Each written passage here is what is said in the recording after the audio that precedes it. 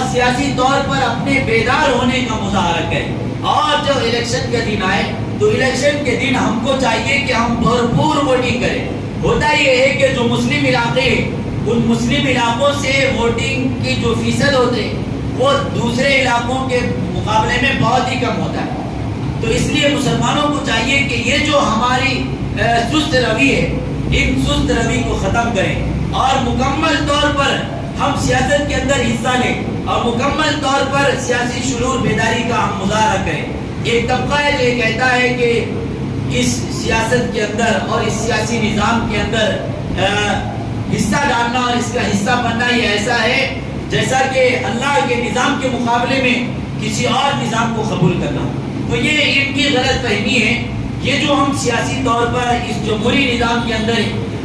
شامل ہوتے ہیں اس کا مطلب یہ نہیں ہے کہ ہم نظام الہی کو ٹھکرا کر کسی اور نظام کو ہم جو قبول کر رہے ہیں، بلکہ زندگی گزارنے کا ایک طریقہ ہوتا ہے. کسی بھی معاشرے کے اندر اور کسی بھی جگہ اگر آپ زندگی گزار رہے ہیں تو وہاں کے رولز ہوتے ہیں. آپ کسی بلڈنگ میں آپ جو ہے گھر لینا چاہتے ہیں تو اس بلڈنگ کے اپنے رول ہوتے ہیں. آپ کہیں جو ہے کسی ہوٹل میں ایک رات کے لیے ٹھہرنا چاہ رہے ہیں تو اس ہوٹل کے اپنے رول ہوتے ہیں اور آپ کو اس رول کو فالو کرنا ہوتا ہے. اس کا مطلب یہ نہیں ہے کہ آپ نے اللہ کے حکم کو چھوڑ کر ہوٹل والے کے حکم کو مان لیا، یہ مطلب نہیں ہوتا.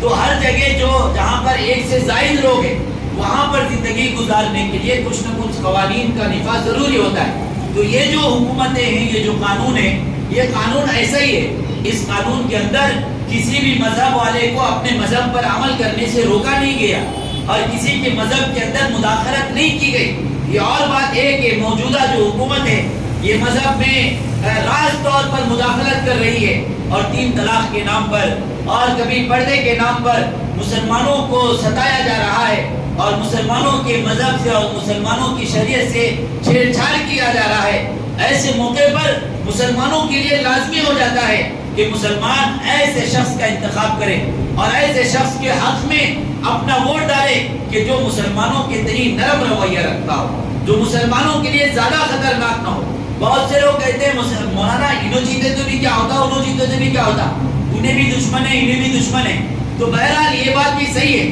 لیکن ایسے موقع پر شریعت نے ہماری یہ رہنمائی کی کہ بڑے نقصان سے بچ کر چھوٹے نقصان کو قبول کر لینا چاہیے. کہ اگر بڑا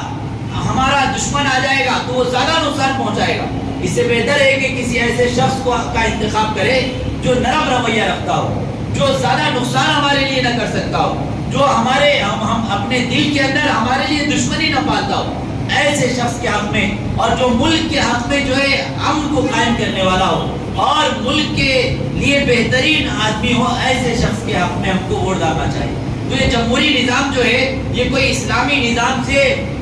ٹکرانے والا نظام نہیں ہے. کوئی ایسا نظام نہیں ہے کہ جس کے اندر اگر ہم ووٹ ڈالیں گے تو گویا ہم اسلام سے ہاتھ دھو بیٹھیں گے. یہ کوئی ایسی بات نہیں ہے. اللہ تعالیٰ نے قرآن مجید میں ارشاد فرمایا وَأَعِدُّوا لَهُم مَّا اسْتَطَعْتُم مِّن قُوَّةٍ کہ یہ جو تمہارے دشمن ہیں اور تمہارے جو اعداء ہیں ان کے مقابلے میں اپنی قوت کو اکٹھا کرو اور اپنی طاقت کو جمع کرو. اب یہ طاقت کیسی ہے؟ علماء لکھتے ہیں، مفسرین لکھتے ہیں کہ طاقت کی اللہ نے تفسیر نہیں کی، طاقت نہیں بتایا کہ کس طریقے کی طاقت ہو. ایک آدھ مثال اللہ نے دی کہ وَأَعِدُّوا لَهُم مَّا اسْتَطَعْتُم مِّن قُوَّةٍ وَمِن رِّبَاطِ الْخَيْلِ کہ گھوڑے اپنے پاس جمع کرو. تو یہ ایک آدھ مثال اللہ نے بتائی ہے، ورنہ جس زمانے میں جس حیثیت سے آپ اپنی طاقت کو جمع کر سکتے ہیں آپ کو چاہیے کہ آپ اپنی طاقت کو جمع کریں. جس حیثیت سے آپ اقتدار میں اپنا حصہ ڈال سکتے ہیں آپ کو چاہیے کہ آپ اپنے حیثیت سے اقتدار میں اپنا حصہ ڈالیں. تو اس زمانے میں ووٹنگ ایک ایسی چیز ہے کہ جس کے ذریعے ہم کسی کو حکومت پر بیٹھا بھی سکتے ہیں اور کسی کو حکومت سے گرا بھی سکتے ہیں. یہ اختیار جمہوری نظام کے اندر ہم کو دیا گیا ہے. تو ہم کو چاہیے کہ ہم اس اختیار کو اختیار کریں اور اس کو بھرپور استعمال کریں. اللہ نے جو حکم دیا ہے کہ وَأَعِدُّوا لَهُم مَّا اسْتَطَعْتُم مِّن قُوَّةٍ اپنے دشمن کے مقابلے میں جو بھی تمہاری طاقت ہے، جو بھی تمہاری قوت ہے، اس طاقت کو اور اس قوت کو تم جمع کرو اور اکٹھے طور پر اس طاقت کا استعمال کرو. تو اس سے ہمیں یہ بھی سمجھ میں آیا کہ مسلمانوں کو متفرق ہو کر ووٹ نہیں کرنا چاہیے. یہ جڑ ہو کر کسی ایک شخص کو جس کو ہم سمجھتے ہیں کہ یہ ہمارے حق میں بہتر ہے. ہمارے حق میں کا مطلب یہ نہیں کہ میری ذات کے حق میں، آج کل یہ بہت چل پڑا ہے کہ ہم یہ دیکھتے ہیں کہ کون سا لیڈر اگر جیتا تو میرا کام بنتا، اگرچہ وہ اندرونی طور پر انتہائی غلط آدمی ہے، لیکن اس کے جیتنے سے میرا کام بنتا، تو ہم یہ چاہتے ہیں کہ میں جیتنا۔ اب قوم کو اس سے کتنا نقصان ہو رہا ہے، قوم کے لیے وہ کتنا مضر ہے، اور مسلم قوم کے تئیں وہ اپنے اندر کتنی نفرت پالتا ہے، اس سے ہم کو کوئی لینا دینا نہیں۔ بس وہ جیتے گا اور اس کے جیتنے سے میرا کام بن جائے گا تو بس کافی ہے۔ اس نظریے کے ساتھ مسلمان آج کل ووٹ کر رہا ہے، یہ انتہائی خطرناک نظریہ ہے، اور یہ امانت کے اندر خیانت ہے۔ اللہ تعالیٰ نے فرمایا کہ ان اللہ یأمرکم ان تؤدوا الامانۃ الی اہلہا، اللہ تعالیٰ تم کو یہ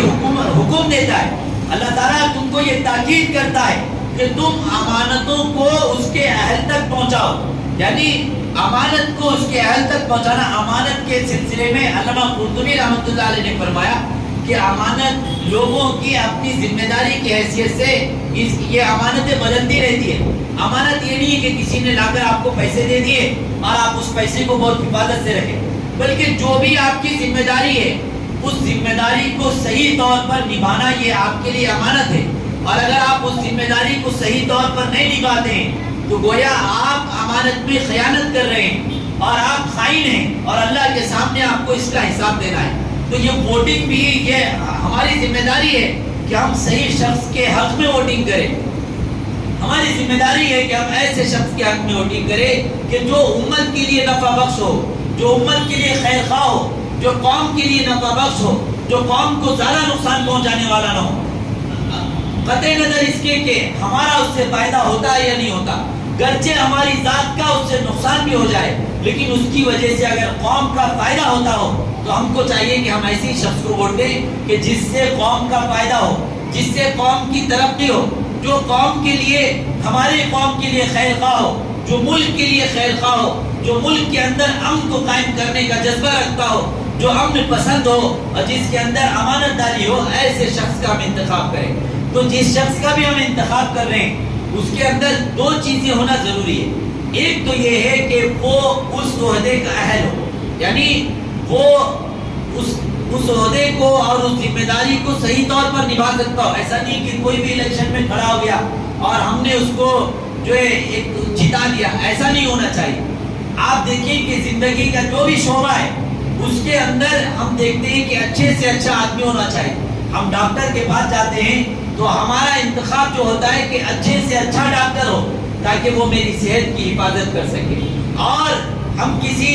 دوسرے کام میں جاتے ہیں تو وہاں پر بھی جو سب سے اچھا ہوتا ہے اس کا انتخاب کرتے ہیں۔ تو ملک کو چلانے کے لیے اور ملک کے اندر امن و امان کو برقرار رکھنے کے لیے اور امن کا ماحول برقرار رکھنے کے لیے ہماری بھی یہ ذمہ داری ہوتی ہے کہ ہم اچھے سے اچھے لیڈر کا انتخاب کریں، ایسے شخص کا انتخاب کریں کہ جو اس عہدے کو کا قابل ہو، جو اس عہدے کو نبھا سکتا ہو، اور دوسری صفت اس کے اندر یہ ہو کہ وہ امانت دار ہو، وہ خائن نہ ہو۔ آج کل یہ ہوتا ہے کہ جتنے بھی جو ہے بدماش قسم کے لوگ ہوتے ہیں، جتنے بھی خراب قسم کے لوگ ہوتے ہیں، جن کو کوئی کام دھندا نہیں ہوتا، وہ اس کے اندر آ جاتے ہیں سیاست کے اندر، اور یہی لوگ چھن کر چلے جاتے ہیں، اور اس میں کوئی زانی ہوتا ہے، کوئی شرابی ہوتا ہے۔ آج کل جو ہے ایک شخص کی ویڈیو بہت وائرل ہو رہی ہے کہ جو زنا بھی کرتا تھا اور زنا کر کے وہ اس کی ویڈیو بناتا تھا، ایم پی ہے وہ ایک جگہ کا۔ تو ایسے ایسے لوگوں کو لوگوں نے جتا دیا ہے۔ ایسے بد کردار، بد اخلاق لوگ یہ حکومت میں آئیں گے اور یہ قانون پاس کریں گے، تو یہ کیسا قانون پاس کریں گے؟ جو ذہن میں ان کی خباثت بھری ہوئی ہے وہی خباثت یہ قانون میں ظاہر کریں گے، جو کہ آپ نے پچھلے 10 سالوں میں آپ نے یہ چیزیں دیکھی ہے کہ کس طرح مسلمانوں کے خلاف لوگوں کے ذہنوں میں نفرت بھری جا رہی ہے، کس طرح مسلمانوں کے خلاف قانون پاس کیے جا رہے ہیں۔ تو ایسے میں مسلمانوں کو انتہائی چوکنا ہو کر اور یکجٹ ہو کر کسی اچھے رہنما کا انتخاب کر کے اس کو ووٹ ڈالنا اور ووٹ ڈال کے اس کو جتانا، یہ ہمارا دینی اور ملی فریضہ ہو جاتا ہے۔ آپ دیکھیں کہ کس قدر ہمیں پریشانیوں کا سامنا کرنا پڑ رہا ہے۔ بہت سے علاقے ایسے ہیں جہاں پر اذان پر پابندی لگ چکی ہے، آپ مائک کے اندر اذان نہیں دے سکتے، اور بہت سے علاقے ایسے ہیں کہ جہاں پر صرف ایک مائک آپ استعمال کر سکتے ہیں۔ تو ہمارے جو اذان ہے، یہ اذان ہمارا مذہبی شعائر ہے، یعنی شاعر اسلام میں سے، تو ہمارے شاعر کو بند کرنے کی کوشش کی جا رہی ہے اور ہمارے شاعر پر حملے ہو رہے ہیں۔ ایسے میں مسلمانوں کا انتہائی اہم فریضہ ہو جاتا ہے کہ مسلمان اپنے ایک ایک ورڈ کا استعمال کرے اور اپنے دینی فریضہ اور اسلامی فریضہ سمجھ کر اس پہ حصہ لیں۔ ہوتا یہ ہے کہ ہم دعا تو بہت کرتے ہیں، اللہ تعالیٰ بڑی پریشانی آ گئی ہے، ظالم حکمرانوں پہ حکمران بن چکے ہیں اور کرسی ان کے ہاتھ میں آ گئی ہے، جو مسلمانوں کے خلاف سازشیں کر رہے ہیں، اے اللہ ان کی سازشوں سے ہم کو بچائیے اور ان کی نفرتوں سے ہم کو بچائیے۔ بے شمار دعائیں ہو رہی ہیں، لیکن جب آتا ہے عملی طور پر عمل کرنے کا موقع تو پھر ہم عمل نہیں کرتے، پیچھے رہ جاتے ہیں۔ الیکشن کے دن ہم یہ سمجھتے ہیں کہ آج تو ہم کو چھٹی مل گئی، آج چھٹی کا دن ہے تو لہذا دن بھر کیا ہے سونے میں گزار دیتے ہیں۔ یہ رویہ ہم نے اختیار کیا۔ میرے بھائیوں، اسباب کو اختیار کرے بغیر صرف دعاؤں سے حل اللہ تعالیٰ عطا نہیں فرماتے ہیں۔ دعا اس وقت اس کے اندر اللہ تعالیٰ اثر دیتے ہیں جب آپ اسباب کو بھی اختیار کریں۔ آپ نبیوں کے واقعات اٹھا کر دیکھ لیں، آپ صحابہ کے واقعات اٹھا کر دیکھ لیں، آپ دیکھیں کہ رسول اللہ صلی اللہ علیہ وسلم جب بدر کا موقع آیا اور 313 صرف صحابی ہیں لڑنے والے اور ان کے پاس تیر و تلوار بھی نہیں ہے، 2 تلوار ہے اور ان کے پاس سواری بھی نہیں ہے، 2 گھوڑے ہیں، 70 اونٹ ہے اور 313 لوگ ہیں، ایک ایک گھوڑے پر 3 4 لوگ سوار ہیں، لیکن اس کے باوجود بھی میدان جنگ میں جاتے ہیں، وہاں جا کر مقابلہ کرتے ہیں اور پھر اس کے بعد حضور علیہ السلام دعا کرتے ہیں تو پھر اللہ تعالیٰ کامیابی عطا فرماتے ہیں۔ رسول اللہ چاہتے تو مدینے میں بیٹھ کر مسجد نبوی میں بیٹھ کر دعا کر سکتے تھے کہ اللہ تعالیٰ 1000 کا لشکر ہے، یہ لشکر جو ہے بالکل تعلیم یافتہ ہے اور یہ مہارت رکھتے ہیں، لڑنے میں بڑے جنگجو ہے، اللہ تعالیٰ ان کو ختم کر دیجئے، مکے میں ہی ختم کر دیجئے، یہ مدینے تک آ ہی نہ سکے۔ اس طرح حضور دعا کر سکتے تھے، لیکن حضور نے ایسی دعا نہیں کی۔ کیوں؟ کیونکہ یہ دنیا دارالاسباب ہے، آپ کو اسباب اختیار کرنا پڑے گا۔ اختیار کرنے کے بعد امید اللہ سے لگانی ہے، لو اللہ سے لگانا ہے یہ، اور اپنی امید پوری اللہ پر رہنا ہے کہ اسباب تو ہم نے اختیار کر لیا، اسباب کو تو ہم نے عمل میں لا لیا ہے، لیکن کامیابی دینا یہ اللہ کے ہاتھ میں ہے۔ آپ دیکھیں کہ رسول اللہ صلی اللہ علیہ وسلم نے پہلے اسباب اختیار کیا، صحابہ کو تیار کیا اور صحابہ کو میدان جنگ میں لے کر آئے، 313 ہی صحیح اور 2 تلوار ہی صحیح اور 2 گھوڑے ہی صحیح، لیکن حضور نے اتنے چھوٹے سے لشکر کو میدان میں اتارا اور پھر اس کے بعد پہاڑ کے کونے میں آتے ہیں، اللہ سے لو لگاتے ہیں اور آنکھوں سے آنسو جاری ہے اور رسول اللہ کے دربار میں درخواست کر رہے ہیں کہ اللہ یہ مٹھی بھر تیرے بندے ہیں، یہ وہ لوگ ہیں کہ روئے زمین پر تیرا نام لے رہے ہیں، آج اگر یہ مٹ جائیں اور ان کا نام و نشان ختم ہو جائے تو اے اللہ پھر روئے زمین پر کوئی تیرا نام لینے والا نہیں ہوگا۔ اے اللہ ان کی مدد فرمائیے، اے اللہ ان کی نصرت فرمائیے، اے اللہ ان کو کامیابی عطا فرمائیے، اے اللہ ہم کمزور بندے ہیں، ناتواں بندے ہیں، کامیابی آپ کے ہاتھ میں ہے،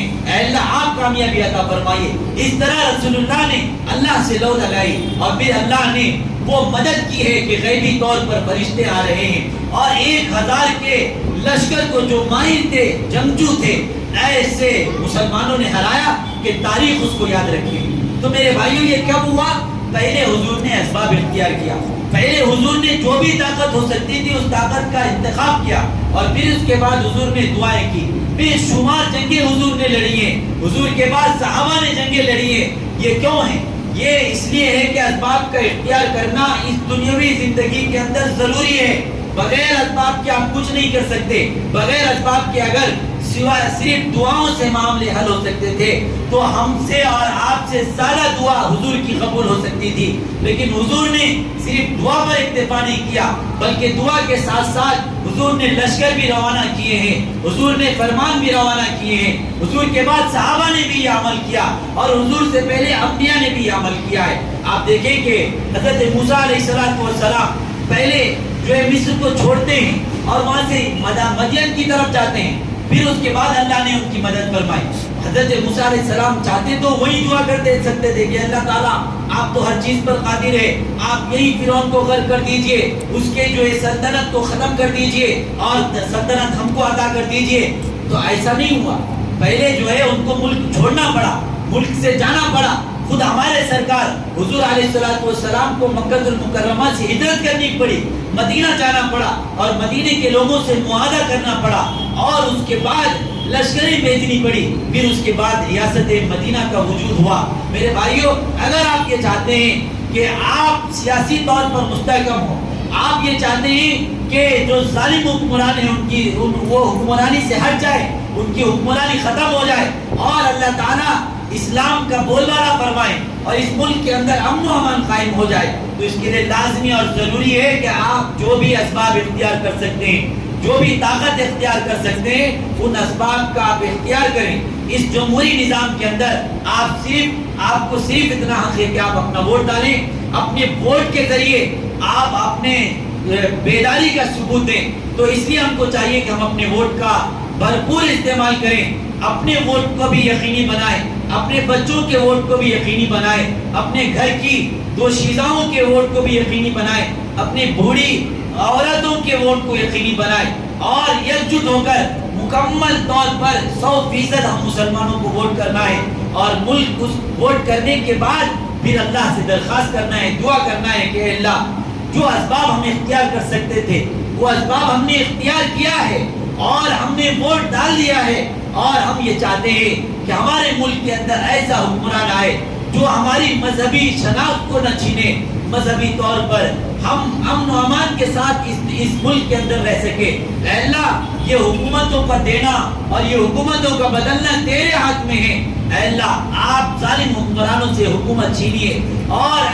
امن پسند حکمرانوں کے ہاتھ میں حکومت عنایت فرمائیے۔ اس طرح اللہ سے دعا کرے۔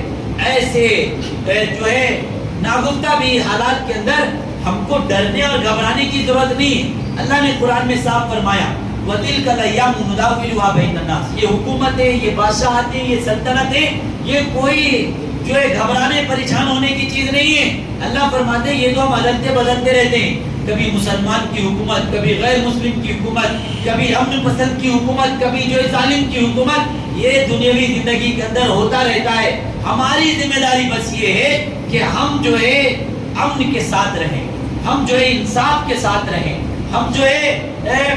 غریبوں کے ساتھ رہیں، ہم جو ہے کمزوروں کا ساتھ دیں، ہم جو اسلامی شاعر کے ساتھ رہیں اور اسلامی جو ہمارے ساتھ ہم کو اللہ نے جو حکم دیا ہے اس حکم پر ہم مکمل طور پر عمل پیرا رہیں۔ اللہ تعالیٰ سے دعا ہے کہ اللہ تعالیٰ توفیق عمل نصیب فرمائے اور اس ملک کے اندر امن و امان قائم فرمائے، ظالم کی حکمرانی سے اللہ تعالیٰ اس ملک کو محفوظ فرمائے اور ایک ایسے شخص کو اللہ تعالیٰ حکمرانی عطا فرمائے کہ جو اس ملک کے اندر امن و امان کو قائم کرے اور امن و امان کے ساتھ اس ملک کو چلائے۔ اللہ تعالیٰ ہماری اس دعا کو قبول فرمائے۔ وآخر دعوانا الحمدللہ۔